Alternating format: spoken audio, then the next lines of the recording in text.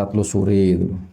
Apa yang harus dilakukan itu setelah sekian lama saya amati, saya dan teman-teman itu ada satu yang bisa diolah itu kayaknya. Apa laku nggak Pak Agus itu? Yang laku banget itu kendil. Inovasi apa yang Pak Agus waktu itu dorong? Nah, akhirnya ketemu itu ramuannya, sehingga betul sekitar 2 tahun itu booming. Ya, pernah diliput. Ya nggak perlu saya sebutkan lah, tapi TV nasional itu ada 4 atau 5 stasiun TV nasional. Dan sekarang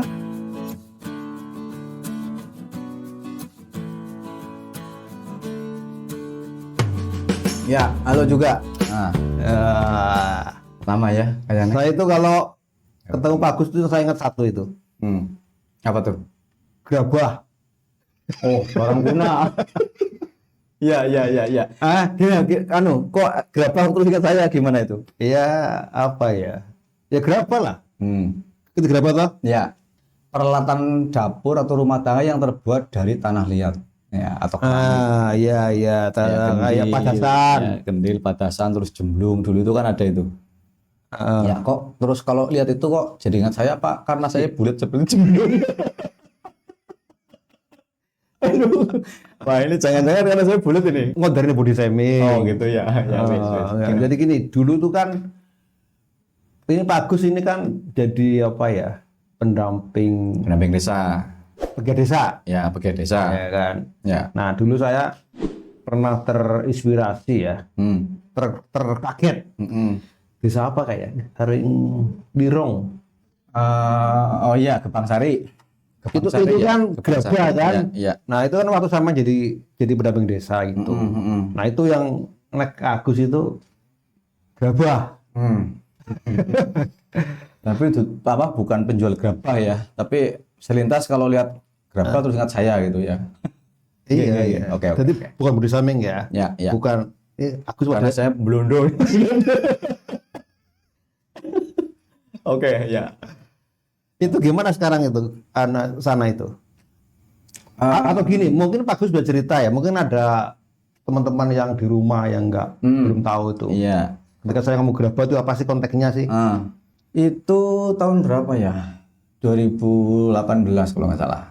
2018. Sebelum Covid ya? Ya, sebelum Covid. Antara 2017 2018. Itu kan dulu saya mendampingi 24 desa di Kecamatan Klirong, karena kan kebetulan profesinya pendamping desa kan mendampingi desa lah. Kira 24 desa di Kecamatan Klirong. Kecamatan? Iya. Terus ini masih lebih sedikit daripada Kecamatan Ambal yang 32 desa misalnya. Nah, tahun 2018 itu kita kan pemetaan dulu. Ya, pemetaan dulu. Jadi sebelum melangkah, pertama kali kan soan dulu lah, ketemu dulu dengan pemerintah desa, itu terutama dengan camat dulu. Pertama dengan camat, kemudian dengan beberapa desa, kita telusuri itu. Apa yang harus dilakukan itu di Kecamatan Klirong. Ternyata ada satu yang setelah sekian lama saya amati, saya dan teman-teman, itu ada satu yang bisa diolah itu kayaknya, yaitu gerabah itu. Karena kan gerabah itu kan sesuatu yang sebenarnya di desa itu tuh sudah turun-temurun dibuat. Jadi dulu pernah ada? Ya sudah dari dulu sudah ada memang. Dari Gebang Sari, kemudian satunya Kreweng di Petanahan itu, satunya di Kutawinangun. 3 desa ini tuh dari dulu sudah membuat gerabah. Penghasil gerabah. Iya. Cuma kan permasalahannya adalah karena perubahan zaman apa ya. Jadi modelnya juga tidak ya kayak gitu aja, kayak padasan, kemudian jemblung, terus kendil, hanya sebatas itu. Terus akhirnya ya kita coba gimana kalau ini kan khas gitu loh, maksudnya khas kan di Klirong hanya ada di desa itu, di Gebang Sari itu. Di luar Gebang Sari kan tidak ada yang membuat gerabah itu. Itu gaya padasan. Gawe apa maning? Jemblung, apa sih tempat menampung air itu loh. Iya padasan. Padahal kan yang untuk wudhu. Oh iya, yang kecil. Kalau jemblung lebih gede lagi itu. Jemblung. Terus apa kayak singgo nyambel. Ya, ciri, layah. Itu ya gitu. Ada juga kendil. Itu hampir punah atau memang waktu itu masih ada? Masih ada. Ada sekitar 10 atau 15 pengrajin yang membuat itu. Pengrajin atau keluarga?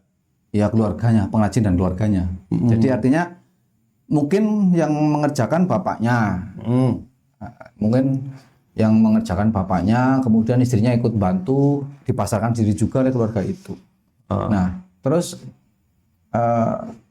karena itu sesuatu yang menurut pandangan saya itu ini sesuatu yang beda dengan desa lain dan ini bisa diolah. Akhirnya Bedanya tuh di mana itu bedanya itu? dari sisi tampilan Gerabah Gebang Sari itu beda. Oh. Dari sisi tampilan, kemudian dari sisi finishingnya juga beda. Kalau kita melihat gerabah kan, kalau boleh saya sebut tuh kan misalnya di Jogja di Kasongan ya, itu kan orang udah pada tahu lah Kasongan ya. Itu ternyata di Gebang Sari juga beda gerabahnya. Ada ciri khas tertentu Ada ciri khas, ya. yang bikin menarik. Iya, bagi saya menarik itu loh. Mungkin bagi warga ini biasa. Iya. Tapi bagi saya menarik karena satu dari sisi pengolahannya yang masih menggunakan sistem tradisional dan lain-lain. Lalu kita coba masuk. Ini gimana kalau ini misalnya kita adakan inovasi gitu kan? Jadi bentuk gerabahnya inovasi. Tapi waktu itu tuh masih apa? Masih berjalan. Dijual. Masih. Cuman ya itu tadi sebatas yang tadi saya sebutkan kayak apa mikir ceret. Terus Apa laku nggak Pak itu? yang laku banget tuh kendil karena untuk tempat hari-hari itu. Oh iya. Dari bayi itu loh. Oh yang kecil itu. Iya, gede kecil itu. Iya. Itu laku itu. Itu laku. Dan sampai sekarang itu juga masih lakukan sama tutupnya itu Iya. apa layah itu kecil itu. Nah, itu sasarannya kan biasanya rumah sakit, rumah bersalin sama bidan. Itu pasti punya itu. Itu sampai sekarang. Di sana pun masih bikin. Masih bikin. Nah, terus gini sebagai pedagang muda itu inovasi apa yang Pak Agus waktu itu dorong? Yang pertama ya kita kan masih bingung juga waktu itu kan. Ini mau bagaimana? Apakah dari sisi pemasarannya harus kita naikkan bareng-bareng dengan pengrajin, ataukah dari sisi apanya supaya gerabah ini kesannya tidak hanya sekedar barang pecah belah yang gampang pecah, harganya murah, bentuknya kayak gitu-gitu aja. Gitu. Nah, terus saya sebenarnya saya dengan teman saya nama Mas Sabit itu yang sekarang jadi Lurah Jatimulyo. Ya, kepala desa Timur itu Mas Sabit. Silakan nonton ya. Besok satu saat kesini itu. Bisa diundang ke sini. Pak Sabit, halo. Sekarang jadi kepala desa, jadi mengaplikasikan ilmu pemberdayaannya itu dari pendamping desa dulu. Oh, dulu dia pendamping desa juga di Birong. Ya kalau dapat dikatakan Mas Sabit malah pendamping di Lumuten karena saking suwene gitu loh. Begitu namanya. Oh, Lumuten ya. Iya. Jadi pengalaman pendamping kaplak. Nah, kaplak. Iya. Lalu kita adakan pendekatan-pendekatan, kemudian dicari sisi yang kira-kira bisa diolah. Artinya tidak menjual gerabahnya, tapi menjual bisa nggak sih gerabah ini jadi semacam, kan saya pernah nonton satu film itu yang ada adegan yang menurut saya itu bagus tuh film Demi Moore itu loh, yang film Ghost itu kan, di situ ada itu adegan adegan Demi Moore-nya itu. Demi Moore lagi bikin guci keramik sama teknologi ya meremes-remes itu gerabahnya itu loh. Nah ini kan berarti ini bisa diolah menjadi sebuah katakanlah pengalaman baru. Kan kalau selama ini kan hanya bikin gerabah jadi dijual jadi uang, bikin lagi dijual kan seperti itu. Nah kalau misalnya membuatnya ini yang dijual itu loh, membuat gerabahnya yang dijual, proses bikinnya. Jadi dijual. Kan itu kan asik gitu loh, terutama bagi anak-anak yang tinggal di kota kan jarang sekali memegang tanah liat itu. Iya. Itu kan bisa menjadi sesuatu yang mungkin ini sesuatu yang baru. Jadi kita mendekatan dengan pengrajin dan pemerintah desa, kemudian kita sambungkan dengan beberapa dinas yang terkait, terutama untuk yang menangani UMKM itu. Jadi kok rubuh ya jadi segile mundur gitu. Oh ya oke. Rubuh gitu. Ini tinggalan Belanda ini ya. Iya. Salah satu barang antik ya. Nah, akhirnya ketemu itu ramuannya. Sehingga setelah 17-18 itu Gebang Sari menjadi salah satu ikon wisata gerabah. Si gagasan itu langsung diterima. Ya, pertama ya tidak, tentu saja. Pertama tidak, tapi tidak itu siapa yang nolak? Pengrajinnya. Karena mereka berpikir apa iya kayak gini bisa ditonton orang gitu loh. Apa iya kayak gini bisa ada yang datang mau bikin itu loh. Jadi yang terbangun di masyarakat itu ya bikin, dijual jadi uang sudah. Iya. Jadi belum karena memang selama ini seperti itu. Iya, selama ini turun temurun kan seperti itu. Pak Agus ingin mendorong Yang beda lah. bukan cuma itu yang dijual, Iya, bukan cuma tapi itu yang dijual. prosesnya itu menjadi tontonan. Betul. Dan Kalau akhirnya, dari tontonan itu bahasa kasar ya bayar lah ya. ya. Nah, Jadi nanti misalnya gini, ini kan kebetulan keramik nih. Nah, siswa SD, SMP, SMA itu datang ke situ. Nah, dia terus bikin sendiri. Iya. Terus mungkin setelah jadi setengah kering dikasih namanya dia. Iya. Nah, itu kan sehari itu selesai. Iya. Tunggu sampai kering dibakar. Besok ketika sudah jadi, ini di sini ditulis di sini misalnya Tony misalnya. Tony SD 1 Kebumen misalnya. Iya. Terus dibakar, setelah kering kan dibakar. Nanti kalau udah jadi ini diantar ke sekolahannya sana. Nah, ini kan menjadi sesuatu yang gampangannya, wah ini gelas saya yang bikin tuh cangkirnya gitu kan. Nah, itu yang kita tekankan di situ. Akhirnya betul sekitar 2 tahun itu booming. 2 tahun itu enggak dari garisan itu digulirkan itu penerimanya berapa hari atau berapa bulan? Ya mungkin ada sekitar 5 sampai 6 bulan lah. 6 bulan. Iya. Jadi Tapi setelah itu kita dari pengrajin memahami, dari desa memahami, ya. terus kabupaten juga memahami itu ya. Iya, dari kabupaten itu memfasilitasi untuk pelatihan. Pelatihannya apa? Pelatihan bikinnya atau pelatihan? Karena memang khas ya di Gebang Sari, jadi tadinya kan mau ke inovasi bentuk. Iya. Meskipun akhirnya di belakangnya juga sekarang sudah inovasinya. Artinya ada bentuk vas, kemudian bentuk keramik yang buat ditaruh di pojokan rumah yang gede itu, tempat payung misalnya. Dulu kan nggak ada. Itu inovasi ke situ. Kemudian yang kedua warna. Kan selama ini warnanya warna keramik dibakar itu. Oh, warna yang merah. Iya, warna merah itu. Dan itu pun tidak mengkilap. Kalau di Krewang sama di satunya di Pejagatan Trewinangun itu mengkilap. Karena memang ciri khas Gebang Sari itu agak kasar dipegang sininya. Jadi doff lah, bukan glossy. Kalau dalam bahasa cat itu. Iya, doff. Iya, doff. Doff ya. Doff nanti burung merpati. Misalnya dove kan. Doff itu artinya tidak mengkilap lah. Iya. Itu. Jadi memang ciri khasnya seperti itu. Kemudian Doff kayak mandan rupuk. Iya, kan? tidak mengkilap. Tidak mengkilap tapi halus. Iya, halus. Nah itu yang akhirnya jadi ciri khasnya. Memang itu dipertahankan. Yang di Gebang Sari Iya, sampai sekarang.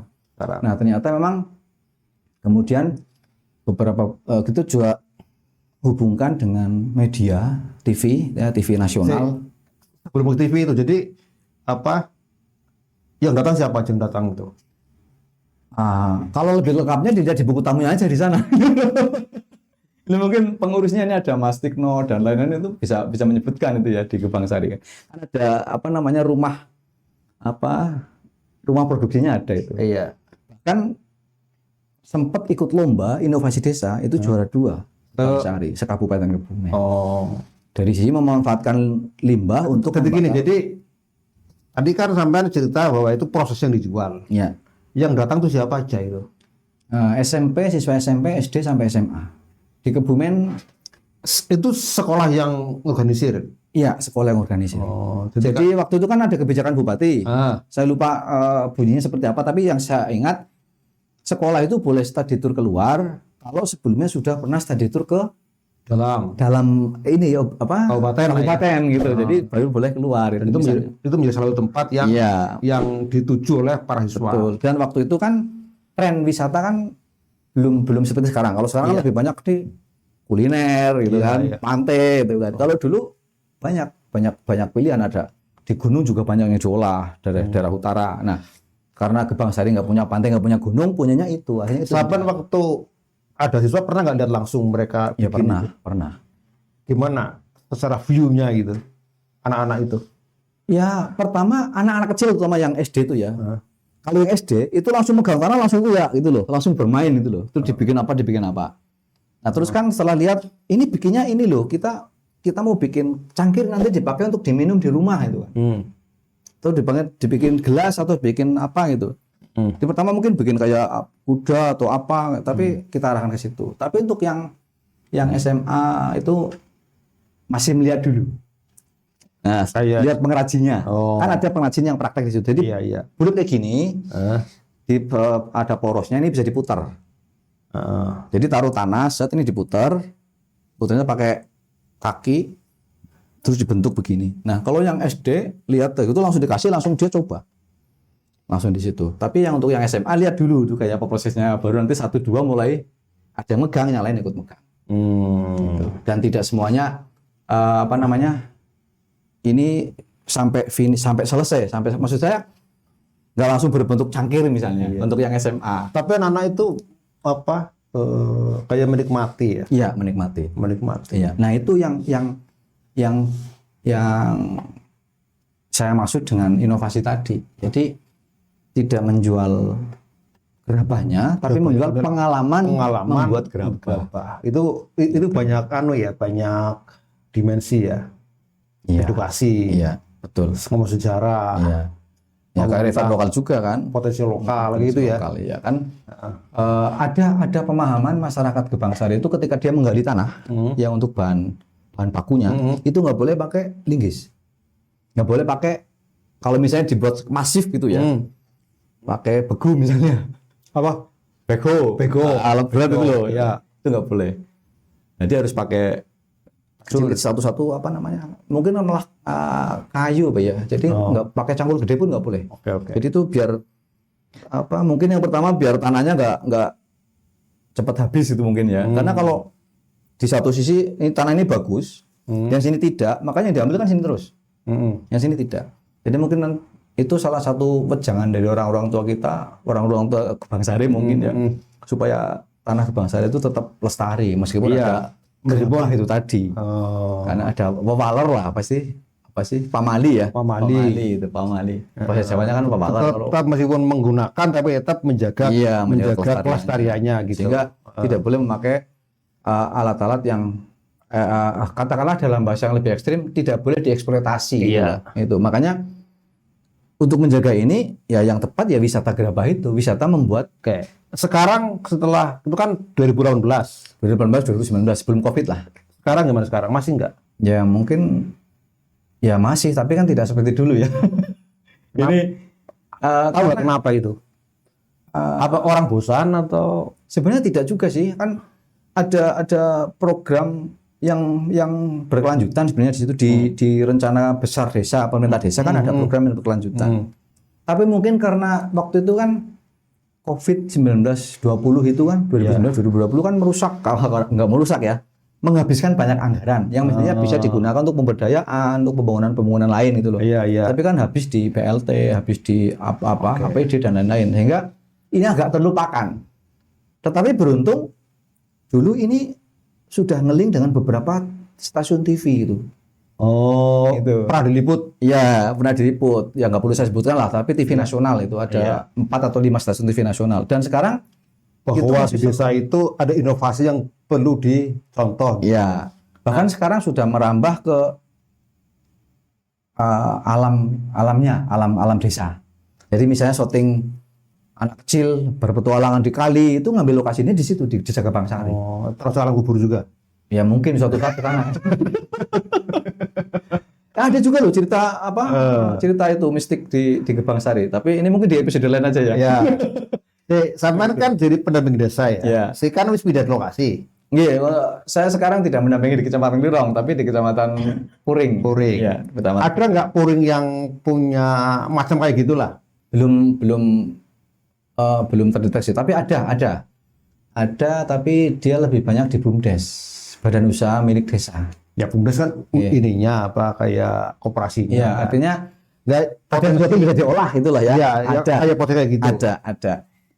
Kemarin saya ke Kedalaman Wetan namanya kalau nggak salah itu. Itu BUMDesnya sudah mulai menggeliat. Dia kayak warung sembako plus jasa pembayaran online. Di PPUB ya? Nggak tahu saya. Nah, saya punya keinginan agar nanti inovasi yang dilaksanakan di Gebang Sari itu ini juga bisa terduplikasi di desa lain dalam bentuk yang lain gitu loh. Kan nggak mungkin sudah dilaksanakan di Gebang Sari kok dilaksanakan dalam bentuk yang sama di desa lain, kan nggak mungkin. Tapi mungkin strateginya kemudian manajemennya, kemudian ya hal-hal lain yang di situ menjadi ciri khas di desa lain itu. Iya. Kayaknya Gus apa? Perlu juga digali lagi itu. Karena cerita tentang Gebang Sari itu kan menjadi satu apa ya yang bikin bangga banyak orang ya. Mungkin bangga orang desa lah. Iya. Itu kan. Iya. Ya, saya kira Dan itu tugasnya ya salah satu tugas dari pendamping desa itu salah satunya. Tugasnya kan ya hal teknis lah itu nggak perlu dibahas lah ya. Ya hal teknis administratif dan lain sebagainya itu wis gampangannya itu ya memang makanan sehari-hari lah. Yang ini kan yang sunatnya. ya sunat. Ya, Tapi kadang sunat malah lebih. Nah itu malah lebih enak itu malah lebih asik. Ini terakhir Agus. Ya. Ini mau pilkada ini. Iya. Oh iya ya pilkada ya ada sama gubernur ya. Pilpres baru rampung ya pilkada. Lebih condong kemana itu? Apanya? Ya calon bupati lah yang dekat-dekat aja. Calon bupati ya. Ya saya sih dalam secara pribadi saya akan mendukung calon bupati atau siapapun dia asal dia visinya ke desa, membangun desa, memberdayakan masyarakat desa tanpa mengeksploitasi loh ya. Itu saya dukung. Siapapun. Ya siapapun. Nah, kalau semuanya begitu gimana? Ya kan kita bisa pilih nanti yang visi misinya itu kira-kira lebih membumi gitu loh. Lebih membumi. Karena kan paradigma membangun sekarang kan tidak lagi Dari atas. dari atas ke bawah. Aku punya keinginan begini, kamu harus begini. Tapi desa mau apa, kita fasilitasi kan seperti itu. Desa mau maju kemana, kita fasilitasi. Nah, kalau kayak gitu ya, menurut Pak Agus ya, orang desa tuh mikir gitu enggak? Kayaknya Secara umum. Kayaknya tidak. Kita akan milih calon bupati yang berpihak kepada desa misalnya. Mikir gitu enggak? Apa itu pikirannya para aktivis? Ya mungkin hanya pikiran para aktivis mungkin ya. Nah, Tapi kan gini, isu-isu kayak tadi apa, Gebang Sari. Pokoknya calon bupati yang mau seperti Tundung kayak gitu tuh kita pilih. Misalnya gitu loh. Itu menjadi nggak menjadi kesadaran secara publik masyarakat di desa gitu. saya kira iya. Iya. Gitu. Iya.